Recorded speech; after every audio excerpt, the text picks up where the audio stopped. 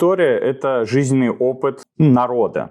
Как можно говорить, что бессмысленно искажать историю? Это бессмысленно, поэтому вот воровать историю. Я считаю, что сила в аргументах. Получается, что тот, кто говорит громче, тот и услышан больше. Там мириджинцы, карабулаки однозначно определены как ингуши. Про события 2018 года. Вот там был античеченский митинг, и ты туда приехал. Я говорю, я на античеченский митинг не приезжал. Более того, он не был античеченским. С 2018 года ни один ингуш ни разу не предоставил документально. Вот, палец – это обязательная атрибутика. И вот у меня этот доклад тоже вот в руках. То есть в каждую конюшню доклады посылать не обязаны. Да? Была надпись «Ингуши и чеченцы братья» буквами, наверное, с меня ростом. Карта Имамата, понятно, она схематичная. И более того, мы нашли его черновик. Там идет лезгинский, чеченский и последний, вот тут, значит, ингушский.